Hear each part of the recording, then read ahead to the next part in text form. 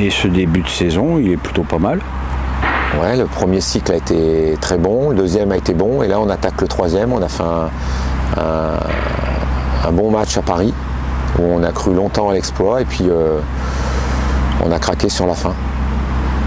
Oui, c'est une version polie. Ouais, parce que j'ai envie de passer à. Ouais, t'as envie de passer à Saint-Étienne. Ouais, de revenir au foot et de passer à autre chose. Quand cette interview passera sur Pierrot le foot, le match de Saint-Étienne sera passé. Oui. C'est un match charnière un peu quand même. Hein. Oui, parce que il faut se relancer après une défaite. Et puis lorsque vous avez joué le leader et que vous avez fait un bon match, il faut trouver les ressources mentales et les ressources tactiques pour aller jouer Saint-Étienne, qui est en difficulté mais qui a des qualités dans son jeu. Et donc il faut trouver les ressources mentales et les ressources dans le jeu, parce que là on a joué une équipe structurée avec des talents, avec une animation bien connue et bien définie. Et là on doit jouer Saint-Étienne, qui peut changer de système d'une semaine sur l'autre, qui peut changer d'animation, qui peut être moins structuré, qui peut être plus à l'énergie. Et il faut être capable de répondre présent par rapport à une autre animation de notre adversaire. C'est un match qui t'inquiète ? Tous les matchs t'inquiètent ? Je dirais pas qu'ils m'inquiètent, mais tous les matchs sont des sujets pour moi à traiter par rapport aux points forts de l'équipe adverse. Et à Saint-Étienne, il y a des points forts. Et il peut y avoir beaucoup d'énergie, beaucoup de solidarité de par la situation compliquée et difficile. Donc il faut être en alerte, il faut être en vigilance extrême, et c'est pas simple de mettre son équipe en vigilance alors qu'on vient de jouer le Paris Saint-Germain, qu'on a le sentiment d'avoir fait un bon match et qu'à la fin il y a une défaite. Donc parce qu'à la fin il y a une défaite, il y a besoin de se ressaisir, mais parce qu'il y a eu du contenu et de la qualité, on n'est pas forcément naturellement en état d'alerte et en état de vigilance. Donc le staff, on travaille pour mettre tout le monde en état d'alerte, mais il y a l'environnement qui est encore en train d'envoyer des fleurs alors qu'au final il y a une défaite. C'est quoi la journée de Gérald Baticle, entraîneur ? T'arrives tôt au club, tu pars tard ou... J'étais déjà comme ça adjoint, parce que c'est la passion, parce que j'ai envie de faire le travail bien. Ouais, j'arrive ce matin, je dois arriver à 7h30 et je peux partir entre 20h et 22h. Mais qu'est-ce que tu fous ici jusqu'à 22h ? Tu nettoies les vestiaires ? Non, je nettoie pas, je fais vraiment mon travail, je prépare ma réunion du matin pour le staff, je prépare mes entretiens avec les joueurs. J'aime avoir beaucoup d'entretiens avec les joueurs, formels, informels. Je prépare beaucoup de vidéos, des vidéos collectives sur notre retour cet après-midi. Il y a une vidéo sur le match du PSG. J'ai 10 minutes de vidéo, je sais que ça va durer entre 30 et 40 minutes de présentation. J'ai beaucoup de vidéos individuelles. Là, c'est des séquences de 2-3 minutes par joueur. Mais je peux avoir 10 minutes dans la semaine, 10 vidéos dans la semaine à placer, de 2-3 minutes qui vont durer entre 15 et 20 minutes en fonction de l'échange que j'ai avec le joueur. Pour régler, pour ancrer lorsque ça marche bien. Ce soir, rassure-moi, tu seras à la maison à 21h quand même pour la Ligue des Champions. Oui, quand il y a la Ligue des Champions, je fais tout pour rentrer plus tôt, parce que pour moi c'est religieux que de regarder les matchs de Ligue des Champions. Et tu y apprends quelque chose ?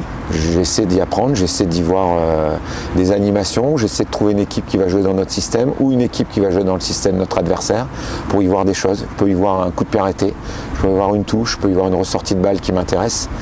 Elle est notée tout de suite sur le cahier, elle est en vidéo pour être prête. Donc tu regardes les matchs, tu as un cahier ? Oui, pour noter la minute de l'animation qui va me plaire. Ou présenter à mon staff pour montrer ce que je veux qu'on retrouve sur le terrain dans notre jeu, ou carrément présenter à nos joueurs si c'est vraiment clair au premier visionnage.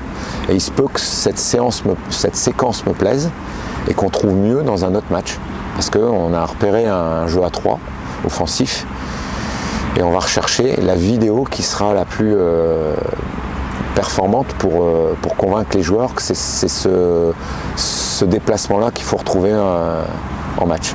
On dit généralement que le temps de concentration d'un joueur pendant une séance vidéo, c'est 3 minutes. Nous, on dit 12, ouais. Mais c'est vrai que ça dure des fois 40 minutes. Alors si c'est très précis, c'est 12 minutes. Et si c'est là cet après-midi, il y en a pour les attaquants, il y en a pour les défenseurs, il y en a pour les... Ça peut durer normalement 20 minutes, mais en fonction des échanges avec les joueurs, parce que c'est ouvert, ça peut durer 40 minutes. Et tu les sens à l'écoute ? Oui. Et lorsqu'il y a de l'échange, c'est pour ça qu'on se permet de durer plus longtemps. Parce qu'il y a de l'échange, ils sont plus réceptifs et ça dure plus longtemps dans la concentration. Quel est l'objectif du club cette année ? L'objectif numéro 1, c'est de se maintenir parce que il faut faire un bon départ, il faut rester solide, il faut garder de la confiance pour aller chercher ces 42 points. Et si on va les chercher tôt, on peut revoir l'objectif après, mais même les équipes qui sont annoncées en difficulté, et on en faisait partie, sont capables d'avoir des bonnes périodes, d'avoir de la confiance et de donner du fil à retordre à tout le monde. Nous, on en a donné ce week-end au PSG et ça doit nous servir de leçon qu'il faut garder beaucoup d'humilité parce que beaucoup d'équipes qui sont dans le bas de classement ont de la qualité dans leur jeu et ont le potentiel pour remonter.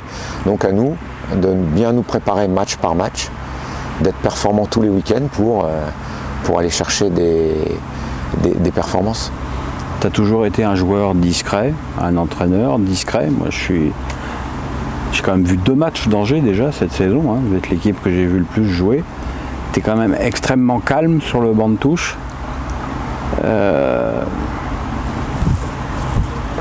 L'idée de te vendre au-dessus n'existe pas. Je ne cherche pas à être discret ni calme, je suis moi-même. Je ne veux surtout pas jouer un rôle, il faut être franc, sincère. J'essaie d'être le plus transparent possible avec mes joueurs. Souvent, je leur dis ce que j'ai sur le cœur.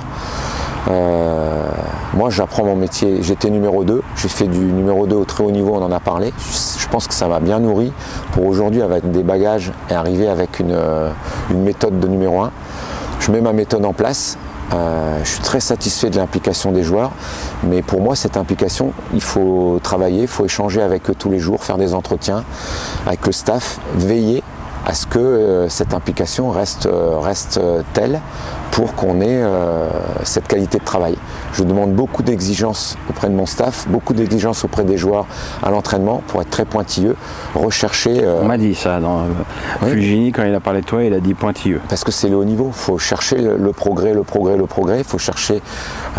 on n'est peut-être pas nous à un niveau, on doit chercher la perfection, mais on doit chercher à progresser pour tendre vers cette perfection. Et il n'y a pas de limite, pour nous au niveau des résultats.